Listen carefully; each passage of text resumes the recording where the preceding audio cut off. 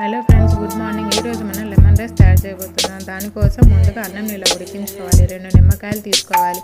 తర్వాత పోపు పెట్టేద్దాం. పోపు కోసం ముందుగా స్టవ్ వెలిగించి దాని మీద ఒక ప్యాన్ పెట్టి అందులో ఆయిల్ వేసేసి కొంచెం తెల్లమాత గింజలు, కొన్ని పల్లీలు, 4 పచ్చిమిరపకాయలు, 2 ఎండుమిరపకాయలు, కొంచెం కరివేపాకు వేసి వాళ్ళకు కలుపుదాం. తర్వాత అందులోనే కొంచెం పసుపు వేసేద్దాం.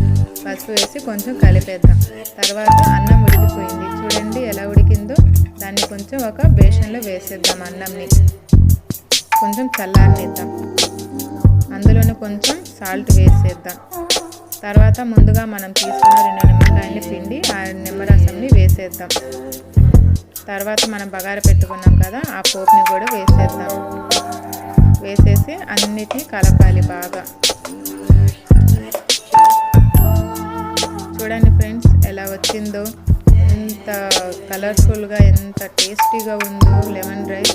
దాని మీదనే కొంచెం కొత్తిమీర వేసి గార్నిష్ చేసుకోవాలి. దాన్ని ఒక బాక్స్లోకి సర్వ్ చేసుకుందాం. చూడండి ఎంత కలర్ఫుల్గా ఉందో lemon rice. Thank you friends.